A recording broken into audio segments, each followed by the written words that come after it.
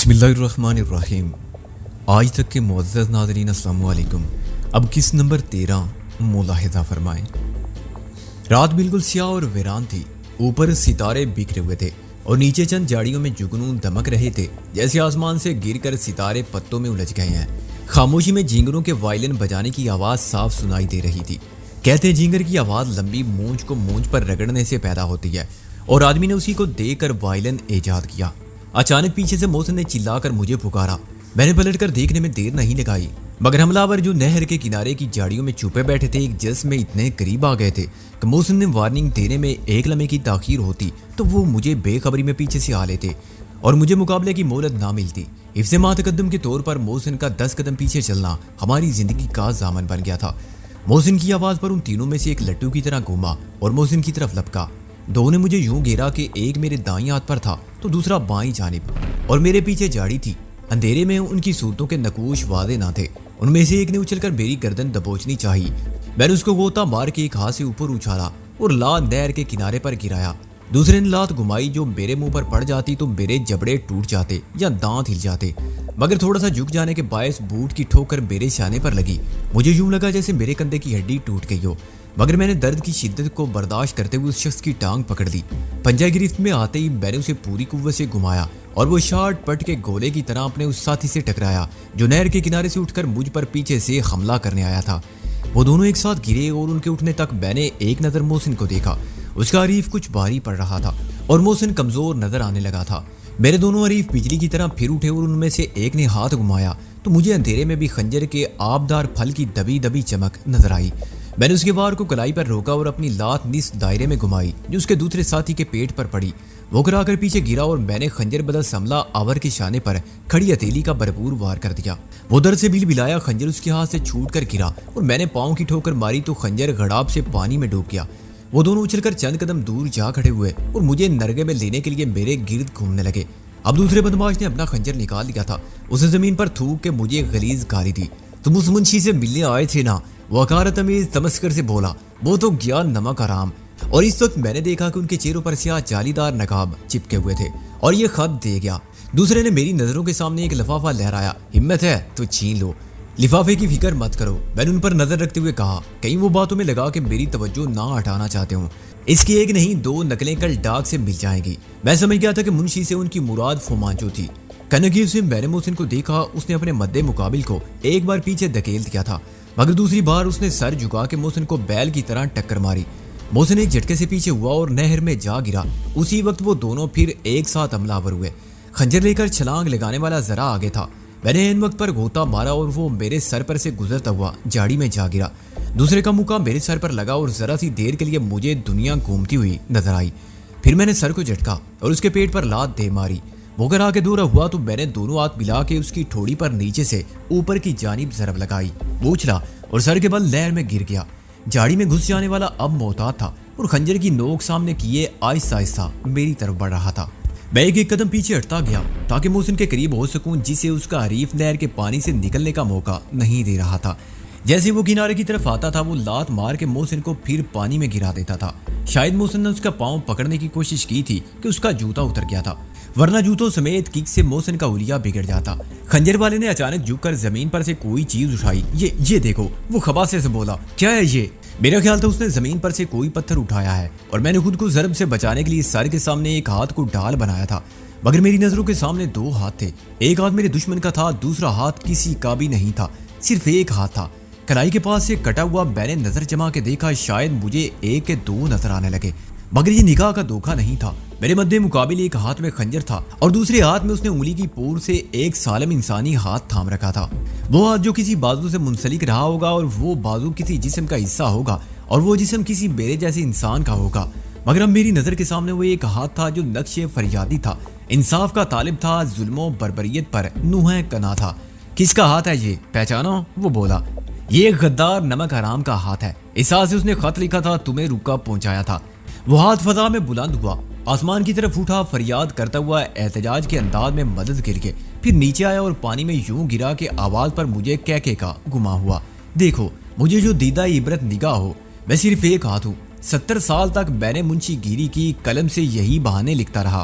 एदाद-ओ-शुमार से नफा और नुकसान के गोशवारे बनाता रहा। मैंने किसी का हक नहीं छीना, किसी की इज्जत नहीं लूटी और किसी की जान नहीं ली। मैं सुकरात का हाथ हूँ जिसने सच बोलने पर जहर का प्याला उठाया था। मैंने यही जुर्म किया था कि सच लिखा था। सच क्या है ये तुम कल जान लोगे, मगर कल सिर्फ तुम्हारे लिए आएगी या इनके लिए जिन्होंने मुझे जिस्म और जिस्म को जान से जुदा किया। सदमे और इश्तियाल की एक लहर ने मुझे पागल कर दिया। मैं बिजली की तरह उस सफाक दरिंदे पर टूट पड़ा जिसके हाथ में एक इंसानी हाथ किसी आदमखोर भेड़िए के मुंह में दबा हुआ नजर आता था। मुझे खंजर की नोक अपने शाने से बाजू तक खराश डालती हुई महसूस हुई, लेकिन अब वो मेरी गिरफ्त में था। मैंने उसका हाथ थाम के कलाई पर से मरोड़ा और उसकी हड्डी के टूटने की आवाज साफ सुनाई दी। वो चिल्लाया और मैंने उसकी पसलियों पर घुटना मारा। खूनी दरिंदे, मैंने कांपते हुए कहा, और पलक झपकने में उसको सर पर से घुमाकर नीचे दे मारा। मेरे मुतवातर मुक्कों ने उसे नीम जां कर दिया था। मैं अब उसके सीने पर सवार था और ऐन मुमकिन था कि मैं उस वहशत के आलम में उसका गला घूंट देता या उसकी गर्दन तोड़ देता, मगर उसी वक्त मोहसिन ने चिल्लाकर मुझे पुकारा और मैं होश में आ गया। मोहसिन जमीन पर पड़ा एड़ियां रगड़ रहा था और उसका हरीफ घुटनों से उसकी कमर दबाए मोहसिन का सर ऊपर उठाने की कोशिश कर रहा था। अगर वो कामयाब हो जाता तो मोहसिन की गर्दन टूट जाती। मैंने घुमाकर उसके सर पर लात मारी और वो बस से मुंह के बल गिरा। मैंने उसे मुर्दे की तरह साकत पड़ा देखा और मोहसिन को उठाया। तू ठीक है ना, मैंने कहा, और मोहसिन ने इकरार में सर हिलाया। उसको फिर जमीन पर लिटाकर मैंने पीछे देखा। खंजर लेकर हमला करने वाला पहला शख्स नहर में गिरा था तो फिर नहीं निकला था। वो डूब गया था या पानी के बहाव के साथ तैरता हुआ फरार हो गया था। दूसरा शख्स मोल से फायदा उठा के नहर में कूद गया था और तैरता हुआ दूसरे किनारे की तरफ जा रहा था। मैंने मोहसिन को सीधा करके लिटाया और उससे कहा कि मैं अभी आता हूँ, वो मेरा यहीं इंतजार करे। फिर कुछ सोच के मैंने बेहोश पड़े हुए शख्स को जाड़ी के पीछे डाला और मोहसिन को दूसरी जाड़ी के पीछे लिटाया। अब इत्तेफाक से किसी गुजरने वाले को कुछ दिखाई नहीं दे सकता था। फिर मैं नहर में कूद गया। वो शख्स नहर के दूसरे किनारे पर उतर के सड़क अबूर कर चुका था और उस मैदान की तरफ भाग रहा था जिसमें जाड़ जंकाड़ के दरमियान एक पुराने मकबरे की खस्ता हाल इमारत के सिवा कुछ न था। एक कमरा और उस पर एक गुंबद, दरवाजे की जगह खला और पुरानी ईंटों की बोसीदा दीवारें जिनका मसाला निकलता जा रहा था और ईंटों के दरमियान गहरी लकीरें सी नमूदार हो रही थी। ये जगह मैंने पहले भी देखी थी, मगर ये मालूम ना हो सका था कि मकबरा किसका है, जिसे आसार कदीमा वालों ने भी दरखोर एतना नहीं समझा। इस वीराने में रात के वक्त वो तनहा इमारत भूतों का मस्कन लगती थी और अंधेरे में मुझसे 100 कदम के फासले पर वो शख्स दौड़ रहा था जिसके बारे में मेरा ख्याल था कि वही मुंदरी वाला है। उसके चेहरे की नकाब मेरे मुक्कों से फट गई थी और जब मैंने उसके सर के बालों को पकड़कर झटका था तो मुझे वो बाल घुंघरियाले लगे थे। एक बार मुझे यह भी शुबा हुआ था कि मेरा हाथ कान की लो पर किसी दांत से टकराया है जो कानों के मुकाबले में ठंडी थी। ये दांत वही पीतल या सोने की मुंदरी हो सकती थी। अचानक मुझे ठोकर लगी और मैं नजर ना आने वाले एक गड्ढे में गिरा। मेरे पैर में मोच आ गई। यह टकने के करीब से पैर मुड़ गया था कि मैंने उठने की कोशिश की, मगर टेस ने मेरी टांग को मफलूज कर दिया। मैं मुश्किल तमाम वहां से निकला और इस वीरान मकबरे की तरफ बड़ा। दुश्मन गुजर कर तारीकी में नहीं था तो फरार हो चुका था। चंद कदम के फासले पर मुझे मकबरे के स्याह वजूद में धुंधले उजाले का एक झोंका सा महसूस हुआ। मैं लंगड़ाता हुआ चबूतरे पर चढ़ा तो शुबे की कोई बात ना थी। मकबरे में किसी मोमबत्ती का या दिए का उजाला था। अंदर से चिल्लाने और फड़फड़ा के उड़ने की आवाजें आ रही थी। याद आया कि आज जुमेरात है। यह किसी फकीर का मस्कन था या किसी ने अपनी मुराद मांगने के लिए इस कब्र पर एक दुआ के साथ दिया जला दिया था। दरवाजे से अंदर कदम रखते ही मेरे ज़हन को एक झटका सा लगा। दिया आखिरी गोशे में रोशन था और एक लाश के सराने रखा था जो फर्श खाक पर घास फूस कंकड़ और ईंटों पर चित लेटी थी, यूं जैसे कोई हाथ पैर फैला के सुकून की गहरी नींद में हो। 60-70 साल के उस बूढ़े ने बैली सियाह शेरवानी पहन रखी थी। अलीगढ़ कट पजामा और पालिश से बेनियाज बरौन सर को ढांपे रखने वाली तुर्की टोपी डिब्बे के करीब पड़ी हुई थी और लाश का दायां हाथ गायब था। मैं अपनी जगह मुंजमिद सा होकर रह गया और मेरी रगों में खून दौड़ने वाला लहू भी मुंजमिद हो गया। वक्त ठहर गया और अचानक उस लाश ने कलाई उठा के अस्सलामुअलैकुम जनाब सिकंदर बख्श साहब, आपने तो देर कर दिया।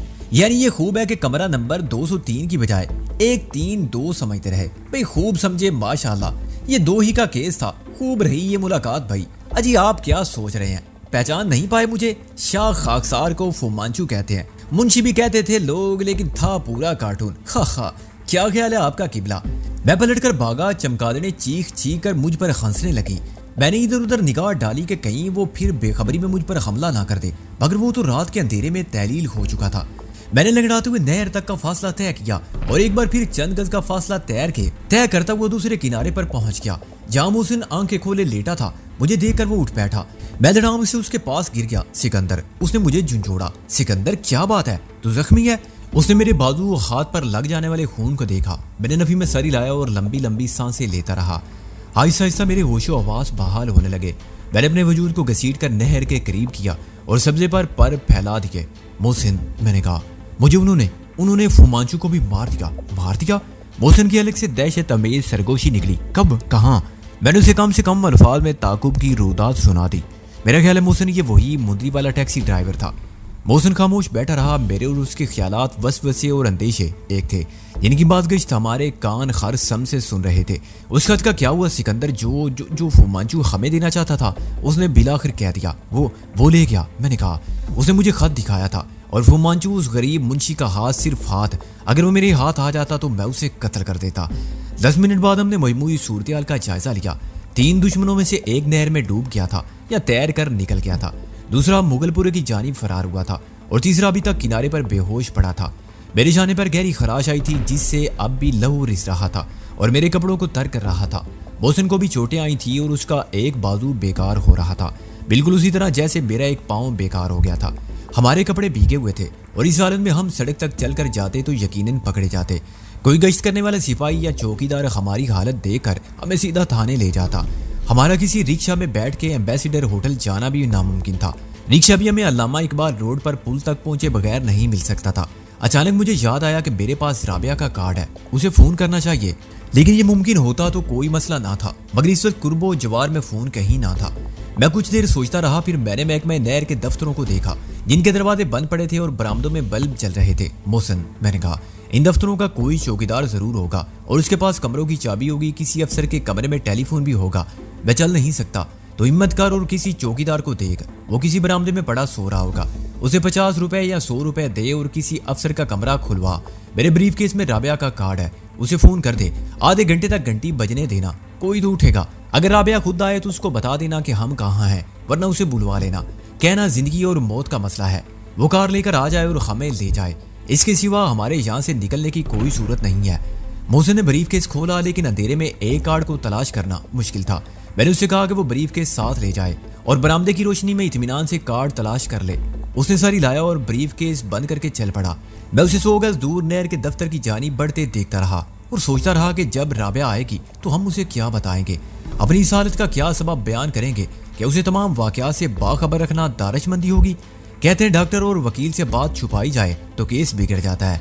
राबिया खामोश रहने पर रजामंद ना हुई तो क्या होगा? वो पुलिस को फोन करेगी कि फलां जगह मकबरे में एक लाश पड़ी है, फलां जगह देखो शायद नहर में एक आदमी डूबा हुआ मिले, वहीं किनारे पर तीसरा आदमी बेहोश पड़ा होगा। फिर पुलिस आएगी, तफ्तीश शुरू होगी और हम क्या बताएंगे कि हम इसमें कैसे मुलव्वस हुए? शिरवानी साहब तो बाद में पूछेंगे कि मुझसे ये बात क्यों छुपाई थी। पहले पुलिस सवाल करेगी कि हमें क्यों नहीं बताया। अगला मरहला सलामत शाह की लाश के बारे में इंकशाफ का होगा। मुझे तस्लीम करना पड़ेगा कि मैं उस घर में कूदा था और मोहब्बत खां गवाही देगा। फिर उस खत का क्या बनेगा जो कल डाक से आने वाला है? मैंने महसूस किया कि सवालात की भरमार से मेरा दिमाग माऊफ होने लगा है। मैंने उठकर उस शख्स को देखा जो मेरी लात लगने से बेहोश हो गया था। वो अभी तक बेइसो हरकत वहीं पड़ा हुआ था। मैंने झुककर उसकी नब्ज देखी। उसकी नब्ज साकत थी, उसके दिल की धड़कन भी खामोश थी, उसकी सांस की आमदो रफ्त भी बंद थी। दुनिया मेरी नजरों के सामने यूं घूमने लगी जैसे मैं चक्कर खाने वाले इंटोले में बैठा हूँ। फिर मैंने अपनी हालत पर काबू पाया और लंगड़ाता हुआ उस जगह से दूर भागने लगा जहां मेरे हाथों मारे जाने वाले की लाश पड़ी थी। एक कत्ल का इल्जाम मुझ पर पहले ही था, ये दूसरा कत्ल मैंने वाकई किया था। अपने दिफा में किया जाने वाला कत्ल भी तो कत्ल ही होता है। सफाई तो बाद में पेश होगी, पहले तो मेरी जमानत मंसूख हो जाएगी और फिर मैं जेल में बंद हो जाऊंगा। मोहसिन मुझे रास्ते में मिला, वो आ रही है। मोहसिन ने मुझे इतला दी, चौकीदार ने 100 रुपए लिए हैं, तूने उसे तफसीलात तो नहीं बताई? मैंने कहा। मोहसिन ने नफी में सर हिलाया। मैंने सिर्फ ये कहा था कि बदमाशों से मुकाबले में हम जख्मी हो गए हैं। मोहसिन बोला, ठीक है, इससे ज्यादा कुछ बताना भी नहीं है। मैंने कहा, वो शख्स जो नहर के किनारे पड़ा था ना, वो मर गया। ये तो बहुत बुरा हुआ यार। मोहसिन ने कुछ देर खामोश रहने के बाद कहा, अगर वो नहर में गिरने वाला भी डूब गया होगा तो ये दोनों कत्ल हमारी फर्दे जुर्म में शामिल हो जाएंगे। हमारी नहीं, सिर्फ मेरी। मैंने कहा, इन दोनों की मौत का सबब मैं हूँ, फजूल बातें मत कर। मोहसिन ने कहा, हमला हम दोनों पर हुआ था। जंग में दुश्मन की जान लेने में कानून के खौफ से तामिल करने का मतलब है खुदकुशी। जैसे तूने मेरे दुश्मन को मार के मेरी जान बचाई, ऐसे ये भी मुमकिन था कि मुझे मौका मिलता तो मैं तुझ पर दुश्मन को गालिब पाता तो उसको मार देता, या उन्हें मौका मिलता तो सूरत-ए-हाल इसके बरक्स होती और इस वक्त हम दोनों की लाशें यहाँ पड़ी होती। हमारे दुश्मन एक थे, उनके खिलाफ हमारी जंग भी एक थी, फिर ये कैसे हो सकता है कि बच जाने वाला बेगुनाह ठहरे और बचाने वाला मुजरिम बन जाए। तेरी दलील मान ली जाए तब भी दिफा में कत्ल करने पर कानून की रियायत हालात की शहादत पर मिलती है। ये कैसे साबित होगा कि हम पर हमला किया गया था और वो लड़ाई के दौरान ही मारे गए? कौन गवाह होगा इस बात का? और इसके लिए सबसे पहले तो ये जरूरी है कि हम यहाँ से सीधे थाने जाएं, तमाम वाकयात बयान करें और खुद को कानून के हवाले कर दें। उसके बाद कानूनी कार्रवाई का सिलसिला शुरू होगा और पुलिस का ही नहीं, प्रेस और पब्लिक का रद्द-ए-अमल क्या होगा। मीर शराफत अली के मुबैना कातिल ने जमानत पर रिहा होने के चंद घंटे बाद 2 अफराद को मौत के घाट उतार दिया। इस बार मेरी जमानत नहीं हो सकेगी मोहसिन। उसके बाद मुकदमे की समाअत के दौरान में मेरा साबका रिकॉर्ड भी सामने रखा जाएगा।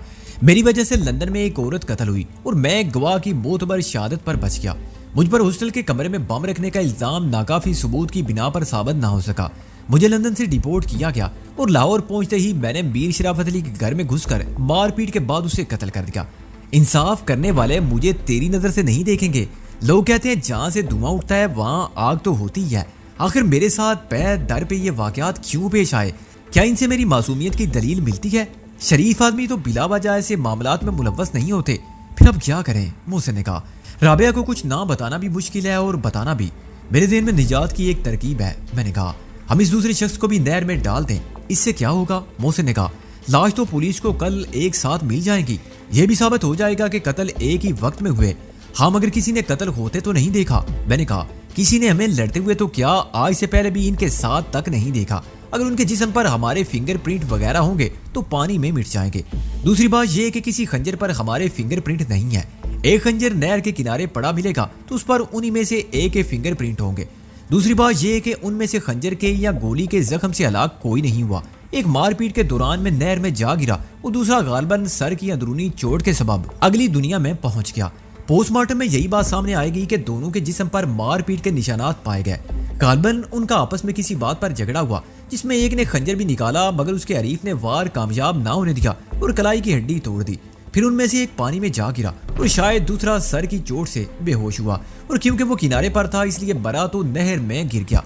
ना उनके पास हमारी कोई चीज थी और ना जाए वारदात पर हमारी मौजूदगी साबित होती है। पुलिस जो नतीजा चाहे अखज करे। जिस शख्स के पास फुमांचू का खत था वो खत तो लेकर भाग गया है और जाहिर है हमारे खिलाफ रिपोर्ट नहीं कर सकता। उसके लिए वो सामने आने पर मजबूर होगा और ये मामलात उसके गले पड़ जाएंगे। कल सुबह 3 लर्दाखेज कत्ल होने की खबर खासी सनसनी फैलाएगी और अगर सलामत शाह की लाश भी मिल गई तो 4 कत्ल। मेरा ख्याल है पहले यही 2 लाशें नहर से मिलेंगी। मैंने कहा हुमांचू की लाश शायद कल ना मिले या देर से मिले तो खैर शायद ये कल ना आ सके। यही सूरत सलामत शाह की है। हो सकता है कल परसों तक किसी को ताफून का एहसास ना हो। लाश संदूक में बंद है और कोठियां एक दूसरे से बहुत दूर है। इन चारों के दरमियान पुलिस कोई ताल्लुक कायम ना कर सकेगी। ये तो ठीक है, मोहसिन ने सोच कर कहा। तो चलें फिर इसे ठिकाने लगा दें। राबिया आती ही होगी। हम दोनों वापस हुए। चंद कदम के फासले पर वो शख्स अभी तक झाड़ियों के पीछे औंधा पड़ा था। हमने उसे उठा के नहर में फेंका और वो लकड़ी की तरह पानी में गिरा। हमने अपनी पूरी कुव्वत सर्फ कर दी थी, चुनाचे वो किनारे से कुछ दूर हो गया और अब नहर के किनारे खामोश बहते पानी के रहमो करम पर था जो दूसरी लाश को बहाकर आगे ले जा चुका था। वापस होने से पहले मैंने खंजर तलाश किया और उसे भी नहर में फेंक दिया। राबिया को अब सिर्फ ये बताना है कि हमलावर हमें लूटना चाहते थे मगर कामयाब ना हो सके और हमने मुकाबला किया तो भाग गए। मैंने कहा और परसों सुबह के अखबार में वो देखेगी कि 2 लाशें वहीं से दस्तयाब हुई हैं जहां से वो हमें ले गई थी। तो क्या उसे ये ख्याल नहीं आएगा कि दोनों मकतूल वही हैं जो हमें लूटना चाहते थे? मुझसे ने कहा उसे शक नहीं होगा कि हमने झूठ बोला था और डाकू फरार नहीं हो सके थे बल्कि हमारे हाथों मारे गए थे। मैंने नफी में सर हिलाया। पहली बात तो ये कि अब दोनों लाशें एक जगह नहीं रहेंगी।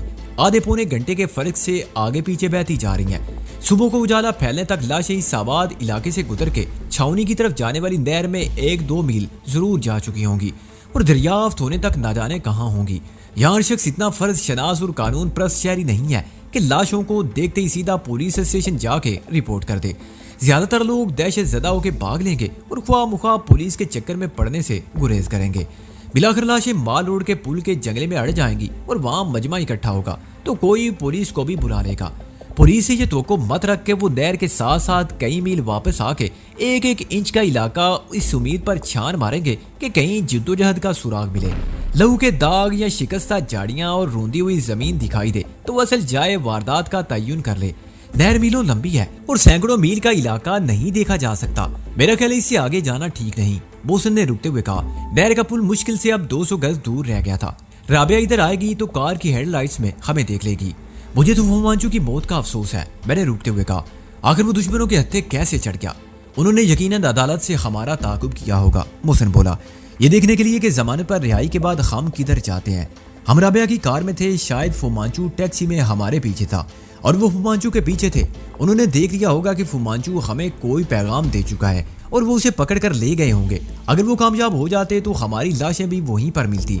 वो दिया इन्होंने इसलिए रोशन किया होगा कि हमें इस वीराने में ले जाकर एजियत दे, हमसे पूछे कि हम क्या कुछ जानते हैं और फिर कत्ल करके छोड़ जाएं। इस दिए की रोशनी बाहर सड़क पर से गुजरने वाला कोई शख्स देख ही नहीं सकता था। हमारी फरियादों फगां किसी के कानों तक नहीं पहुंच सकती थी। मालूम नहीं फुमांचू मरहूम किसका मुंशी था, मोहसिन ने कहा। अगर ये बात मालूम हो जाए तो कुछ पेशरफ्त हो सकती है। उसी वक्त गड़ी शाहू की तरफ से एक कार नमूदार हुई जो इससे पहले नजर आने वाली इक्का दुक्का कारों की तरह धर्मपुरे की तरफ जाने की बजाय नहर का पुल अबूर करते ही बाईं जाने मुड़ गई और मैंने पुल पर लगी हुई स्ट्रीट लाइट के उजाले में राबिया की सुर्ख फॉक्सवैगन को पहचान लिया। हम दोनों ने कार के करीब आती सड़क के वस में आगे हाथ का इशारा दिया और कार हमारे पास आकर रुक गई। राबिया सोते से उठकर आई थी, चुनाचे उसकी आंखों में नींद का असर बाकी था। सेट किए हुए बालों को बुर्श किए बगैर वो सादा सूती शलवार कमीज में चप्पल पहन के निकल आई थी। कार को 50-55 साल का एक बूढ़ा शोफर चला रहा था। तुम तो जख्मी हो, बहुत ज्यादा चोटें आई हैं क्या? वो उतरते ही बोली। फिर उसने हमारे भीगे हुए कपड़ों का जायजा लिया जो मारपीट में कई जगह से फट गए थे। तशवीश की कोई बात नहीं है, मैंने कहा। पहले हमें घर ले चलो, फिर सब बता देंगे। मैं तुम्हें घर ले जाने के लिए ही तो आई हूँ, वो बोली। मगर मुझे ये तो बताओ हुआ क्या था? ऐसी कोई खास बात नहीं है, मैंने कहा। 2 बदमाश थे, हमें लूटना चाहते थे। मगर तुम इतनी रात गए यहाँ क्या कर रहे थे? वो मशकूक लहजे में बोली। और वो बदमाश कहाँ गए? हमने मुकाबला किया तो भाग गए, मोहसिन ने कहा। उन्होंने दूर से एक तांगा आते देख लिया था। यहाँ एक मेरा दोस्त रहता है, मैंने कहा। हम मोहसिन के डैडी को एयरपोर्ट छोड़ने गए थे, वापसी पर उसी से मिलने चले गए थे। राबिया ने दरवाजा खोल के सीट आगे की और हम दोनों पीछे वाली नशिस्त पर बैठ गए तो राबिया फिर ड्राइवर के साथ वाली सीट पर बैठ गई। जख्म खतरनाक नहीं है, तब भी पुलिस में रिपोर्ट लिखवानी जरूरी है, वो बोली। पुलिस सर्जन से मेडिकल रिपोर्ट लेनी होगी। नहीं मिस राबिया, मैंने कहा, इससे कोई फायदा नहीं होगा। लेकिन सिकंदर, ये राजधानी और इकदाम कत्ल का केस है, वो इसरार करते हुए बोली। हाँ, मगर मुझे नुकसान तो कोई नहीं हुआ। मैंने आज ही, मेरा मतलब है गुज़िश्ता रोज ही मेरी जमानत हुई है। अब मैं किसी केस में मुलव्वस नहीं होना चाहता। तुम्हारे घर में डिटोल वगैरह तो होगी, हम खुद मरम पट्टी कर लेंगे। वो मुतमईन नहीं हुई लेकिन खामोश हो गई। मैं और मोहसिन अपने अपने ख्यालात के समंदर में गोता दन रहे। बाहर रात आखिरी पहर में शहर की फरावां मखलूक फिक्र फर्दो गम दोष से लज्जत ख्वाब शहर में डूबी हुई थी। गड़ी शाहू की दुकानों के थड़ों पर 4 पाइयां डाल के लेटे हुए लोग, कोचाओ बाजार के बामों दौर साइन बोर्ड और स्ट्रीट लाइट के टिमटिमाते बल्ब, दरख्त और टेलीफोन के खंभे, फुटपाथ, गलियां और चौराहे सब सोए पड़े थे। कभी कभार सब्जी दूध के ड्रम ले जाने वाला कोई रेड़ा गुजर जाता था जिसके घोड़े के सुम खाली सड़क पर देर तक गूंजते रहते थे। जा बजा आवारा कुत्ते और फकीर फर्शे खाक पर लेटे हुए थे। बस सर्विस की एक बस धुआं छोड़ती खड़खड़ाती गुजर गई। गश्त करने वाले 2 सिपाही राइफलें उठाए टहलते हुए नजर आए। 2 नौजवान सड़क खाली पाके साइकिल पर तेज रफ्तारी के मुकाबले में मसरूफ, बड़े जोशो खरोश से पैडल चलाने में मसरूफ थे। दोनों अखबार फरोश लगते थे। कार क्राउन सिनेमा के चौक से बाईं जानी मुड़ी। सिनेमा की रंगीन रोशनियों से जगमगाने वाले तमाशबीनों की इज़्दाम से गूंजने वाली और पुरकशिश पोस्टर से मुज़य्यन इमारत सुनसान पड़ी थी और इहाते में सिर्फ एक लाइट चल रही थी। कार फरलांग भर चलने के बाद एक कोठी के गेट पर रुकी। ड्राइवर ने नीचे उतरकर बंद फाटक खोला और कार को आगे ले गया। उतर के वापस फाटक बंद करने गया और कार को पोर्च में ले जाकर रोक दिया। बाबा, राबिया ने शोफर से कहा, देखो नीचे मेहमानों वाला कमरा साफ कर दिया गया है या नहीं। और नीचे उतर गई। फिर हमने सीट को आगे किया और बारी बारी बाहर आ गए। राबिया का घर एक बेहतरीन कोठी थी। पोर्च के दोनों तरफ 3-3 कमरे बने हुए थे। हर कमरे की एक खिड़की और एक दरवाजे पर मेहराब सी बनी हुई थी जिसके नीचे रंगीन शीशे के टुकड़ों से बने हुए निस्फ दाए जैसे रोशनदान थे। ऊपर की मंजिल शायद बाद में तामीर हुई थी, चुनाचे नक्शा यही था, मगर ऊपर के हर कमरे में लोहे की ग्रिल वाले और बड़े बड़े शीशों के पट वाली जदीद तर्ज की एक एक खिड़की थी। पूरी इमारत का रंग एक ही था, यानी हल्का नीला, मगर कहीं कहीं से नीचे का पुराना पीला रंग झांकने लगा था। पोर्च में एक ट्यूब लाइट थी जिसका उजाला सामने फैले हुए मुख्तसर से बाग और लान पर भी फैल गया था। नीचे के 2 और ऊपर के एक कमरे में भी ट्यूब लाइट सी रोशन थी। कार की आवाज पर 50-55 बरस की एक फरबे बदन और सेहतमंद औरत बाहर आई। जिसने सर को पेशानी तक दुपट्टे में लपेट रखा था। ये मेरी माँ है, राबिया ने कहा। और माँ, ये दोनों स्कूल और कॉलेज में मेरे साथ थे। ये मोहसिन है, इसके डैडी वजारत खारजा में डिप्टी सेक्रेटरी हैं। और ये सिकंदर है, इसके वालिद मीर वजीर एंड कंपनी के मालिक थे, हाल ही में इंतकाल हुआ है। ये दोनों लंदन में थे। हमारे सलाम का शफकत से जवाब देकर राबिया की माँ ने इत्मीनान का सांस लिया कि रात के आखिरी पहर में वार होने वाले मेहमान जेल से फरार होने वाले कैदी नहीं है, या कोई संगीन जुर्म करके उसकी वकील बेटी के पास मदद के लिए पहुंचने वाले लोग नहीं, बल्कि अच्छे घरों के शरीफ और आला तालीम याफ्ता अफराद हैं। उसकी इब्तदाई तफ्तीश बेवजह ना थी। राबिया कितनी बड़ी वकील क्यों ना सही थी तो एक जवान लड़की, और अगरचे अभी तक ये बात किसी ने नहीं बताई थी, लेकिन अंदाजा यही था कि राबिया का बाप नहीं है। होता तो सामने जरूर आता। ज्यादा इम्कानात यही थे कि उसका इंतकाल हो चुका है, लेकिन उसके दूसरा घर बसाने के बाद पहली बीवी और बेटी को छोड़ देने के ख्याल को भी मुस्तरद नहीं किया जा सकता था। बाद में मुझे मालूम हुआ कि राबिया ने वकालत शुरू की ही थी कि वो मर गया, और राबिया के सिवा माँ के पास कोई नहीं था। इसका एक भाई तालीम के लिए लंदन गया था, मगर उसने रिवायत निभाते हुए एक अंग्रेज लड़की से शादी कर ली थी और वहीं आबाद हो गया था। बूढ़े शोफर की बीवी भी इसी घर में मुलाजम थी और बावर्ची खाना संभालती थी।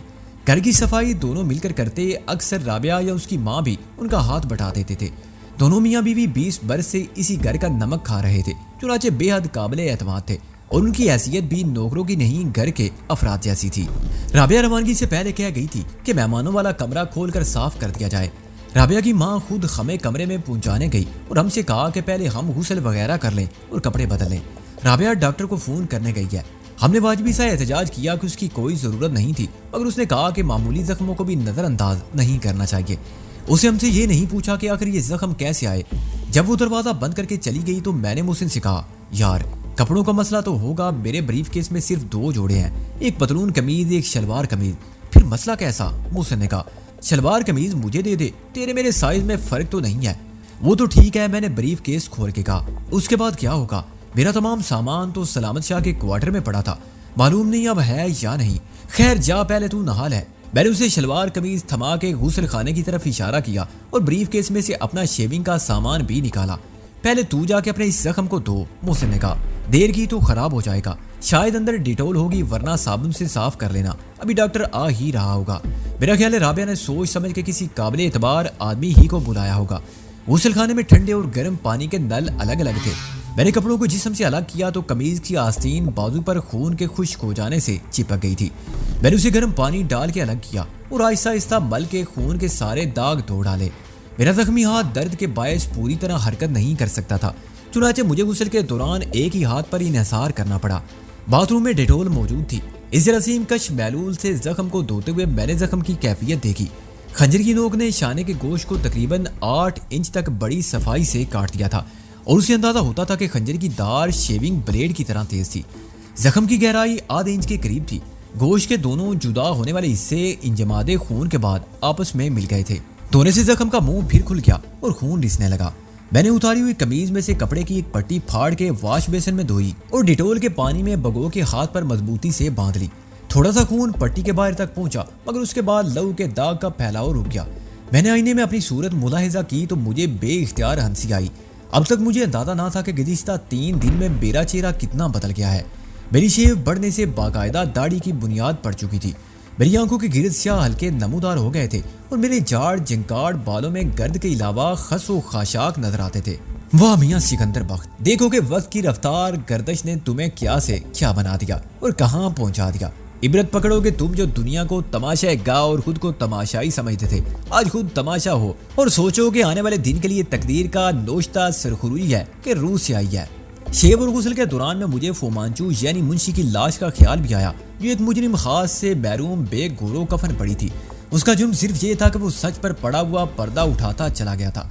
बैज इसलिए कि बचपन में माँ बाप ने कहा था, बेटा हमेशा सच बोलो। बुजुर्गों का कौल था कि सच इबादत का दर्जा रखता है। मजहब ने हक गोई को जिहाद करार दिया था और किताबों में लिखा था कि सच का बोल बाला होता है। अगर वो मजहब व इखलाक की तालीमात का अलम बरदार और अक्ल दानिश के अकवाले ज़री पर यकीन ना रखता तो वो मरने वालों की बजाय मारने वालों में शामिल होता।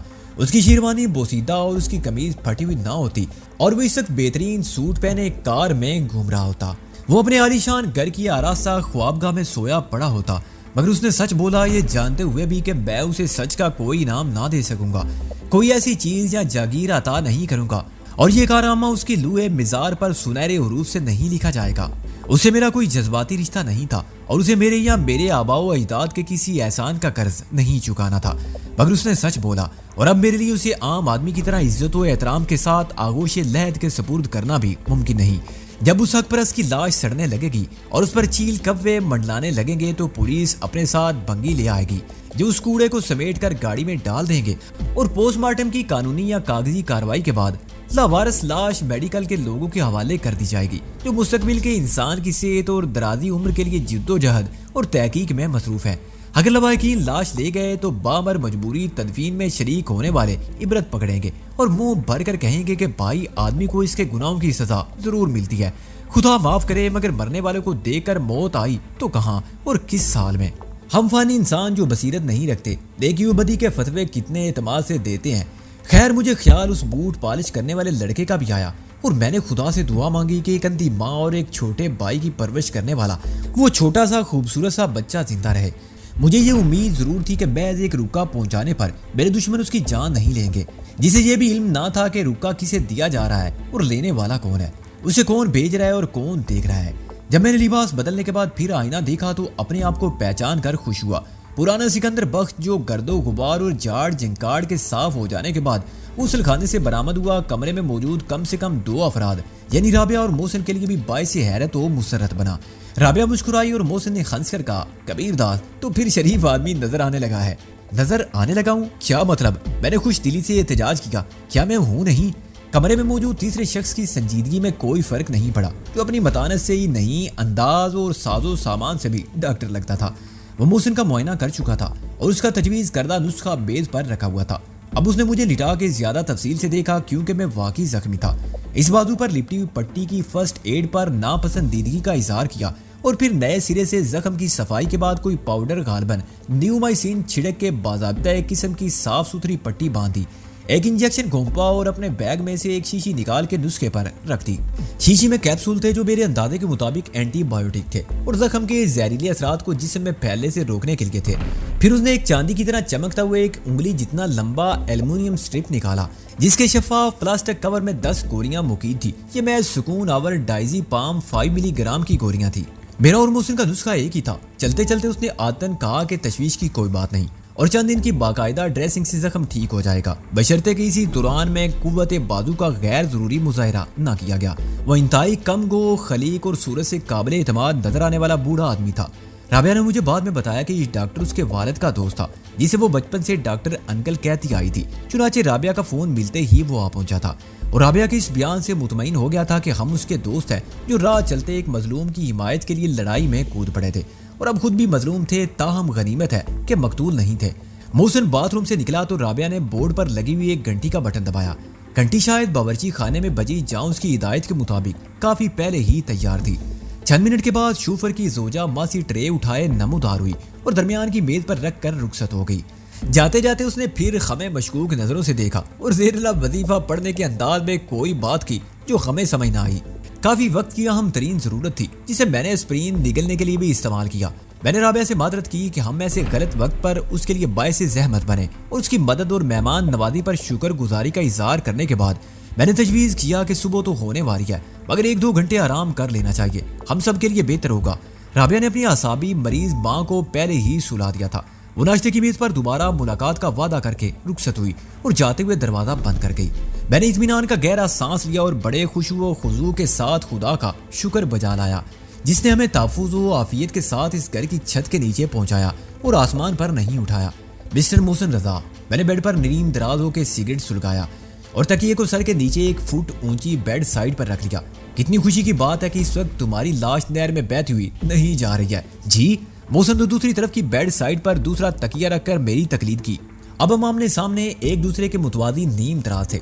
ये क्या कम खुशी की बात है कि तुम्हारी लाश उस वैरान मकबरे में फोमांचू की लाश के साथ नहीं लेटी हुई है।